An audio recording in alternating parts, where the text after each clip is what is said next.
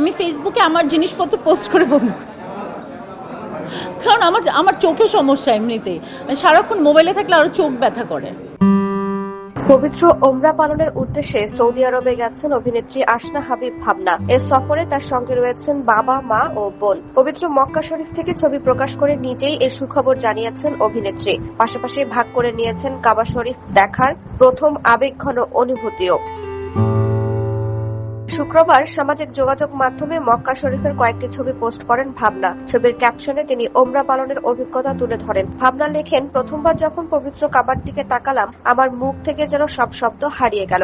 কোনো ভাষা বা শব্দ দিয়ে সেই মুহূর্তের গভীর আবেগ, মনের ভেতরের উপচে পড়া পরম শান্তি আর অন্তরের কৃতজ্ঞতাকে প্রকাশ করা সম্ভব নয়।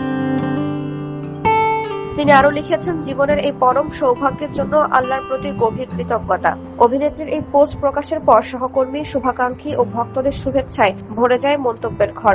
অনেকেই তার ও পরিবারের জন্য দোয়া ও শুভকামনা জানিয়েছেন। ছোট পর্দার মাধ্যমে অভিনয় জগতে যাত্রা শুরু করেন আসনা হাবিব ভাবনা। পরে 2017 সালে অনিমেষ আইস পরিচালিত ভয়ঙ্কর সুন্দর চলচ্চিত্রের মাধ্যমে বড় পর্দায় অভিষেক হয় তার। এতে পরমব্রত চট্টোপাধ্যায়ের বিপরীতে নয়নতারা চরিত্রে অভিনয় করে দর্শক ও সমালোচকদের প্রশংসা অর্জন করেন। পরবর্তীতে লালমোড়কের ছুটি ও ডাম্পারা সহ বেশ কয়েকটি ভিন্নধর্মী চলচ্চিত্রে অভিনয় করে নিজের অভিনয় দক্ষতার পরিচয় দেন ভাবনা। অভিনয়ের পাশাপাশি তিনি একজন নৃত্যশিল্পী, চিত্রশিল্পী এবং লেখক হিসেবেও সমান পরিচিত।